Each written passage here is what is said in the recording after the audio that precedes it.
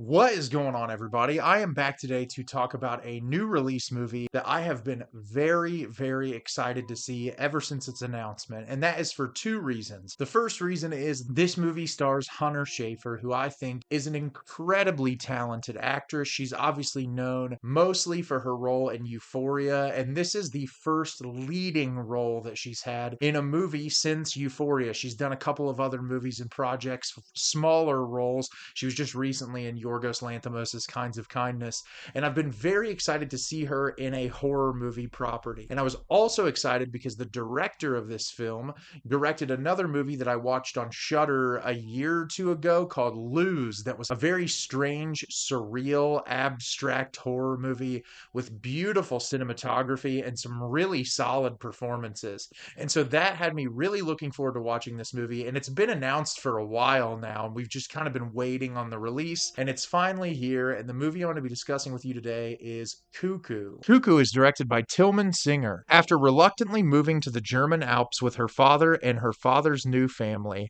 Gretchen discovers that their new town hides sinister secrets as she's plagued by strange noises and frightening visions of a woman pursuing her. So I was super excited to watch this movie, really hoping that it was going to be enjoyable, and this movie rocks. It is so awesome. It's so unique and different than anything I've watched this year.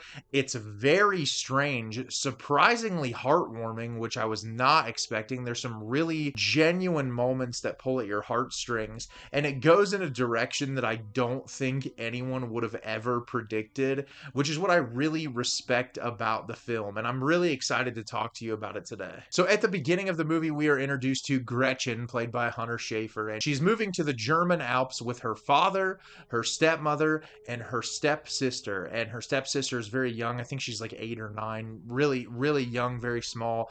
They move out there together. Gretchen is coming from the United States, and they get to this place run by Dan Stevens' character, who speaks German throughout the movie. His performance is fantastic, but they get there, and he gives some exposition that Gretchen's father is helping build a new hotel and a new property in the area, and that they're staying there while this is being worked on. And Gretchen has no desire to live in this community. She doesn't want to be here. She wants to be back home at her house with her mother. She's constantly talking about that over and over again. And Dan Stevens' character approaches her at first and says, "Hey, I know you're young, you're a teenager. There's not going to be a lot going on here. Would you want to take a job at the hotel working the reception desk so you can build up some money and do something?" And so she agrees because she thinks, maybe I can put this money back and fly back home and be with my mother. And so she starts working there, meets some of the people that work on the property, and everyone there seems relatively strange. The way they act, the way they talk to one another, it's seemingly unnatural. And one night when she is coming home, she is attacked by this woman in glasses and this long coat. And this woman keeps appearing and chasing after her.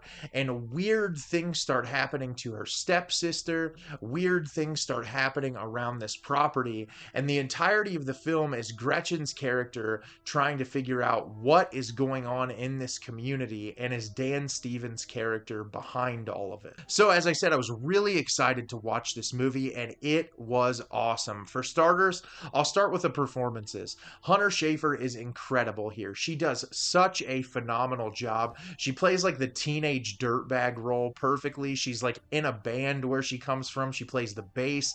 She has a butterfly knife. Like, she just embodies like the cool, rebellious character. And I loved her performance in this. I think she commands the screen. And what was really great is her character is just kind of lost as to what's going on. But like, there are these moments that have genuine emotional core. And knowing her from Euphoria and some of the really amazing emotional scenes that she had in that show, I'm not surprised what she pulls off here, but it's fantastic. There are some genuinely emotional moments that actually had me tearing up in this movie, which, watching the trailer for it, I did not expect that whatsoever, but she is the standout. I also really want to shout out Dan Stevens. He is amazing in this movie. I've thought Dan Stevens has been an incredible actor for a long time now. One of my favorite films he's ever been in is the movie The Guest. I just think that he embodies whatever role he portrays, and his character is so all over the place in this movie. He's very mysterious, and the entire film you're trying to figure out, Does he have sinister intentions? Like, what is going on with his character? And he just does such a brilliant job making you question each and everything that he does in this movie. And I really liked that a lot. And I think most of the cast in this film is great. I think they do a really solid job.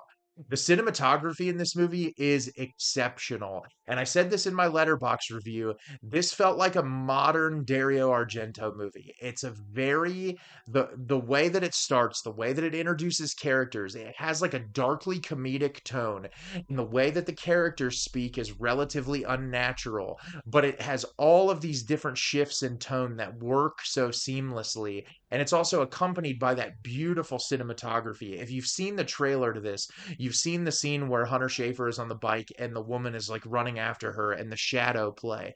There's a ton of shadow play in this movie, and the way that the camera catches the movements of the shadows and where people are located in a room, it's amazing the attention to detail that the cinematographer has. I love the setting of this movie, and I think the cinematography just attributes to that. There's really a lot of detail that makes this movie so easy to immerse yourself into. I also really appreciated the sound design a lot. There's like some really weird, creepy, strange noises in this movie that make you feel really unsettled. And there's also like a soundtrack piece that's like the music that Hunter Schafer is listening to, that I think it's implied that some of it is like the band she was in. It's got that 80s vibe to it. It's very punk and in your face, and I think it creates a very unique atmosphere.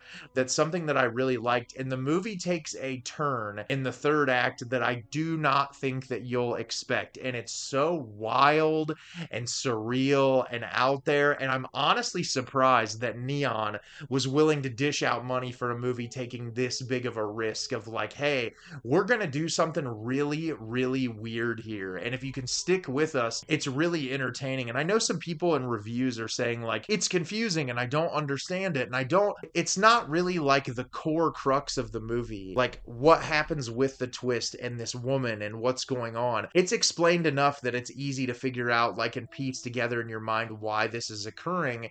But I think the central core focus is this young girl who did not want to move away with her father, who has ties back to where she's from, and the things getting in the way of her being where she wants to be, and having this new family dynamic, feeling uncomfortable in that dynamic, and trying to find your place there while also yearning so much for where you used to be. And I think that that dynamic is portrayed in a way that's really easy to relate to, while also having this really strange, surreal, abstract storyline in the background that is unhinged, is the word that I would go for. It had me laughing, it had me on the edge of my seat. There's some genuinely horrific imagery in this movie, which I really appreciated. And I'm not surprised because of Tilman Singer's other film, Lose. I figured there would be some sort of horrific and strange imagery, but I had an absolute blast with this movie. And I think if you're a fan of horror, especially 80s horror, Italian horror, anything in the vein of like Dario Argento,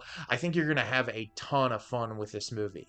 So have you seen Cuckoo? Did you love it? Did you hate it? Leave me a comment down below. Let me know what you thought. I thought this movie was an absolute blast. I loved it. I had a smile on my face through most of it, and I can't wait to see it again. As always, if you can like the video and subscribe to the channel, helps me out a lot and lets me know the type of content you're looking for. I'm always putting out new material and look forward to getting more out for you in the near future. And as always, everyone, thank you so much for watching and have a great rest of your day.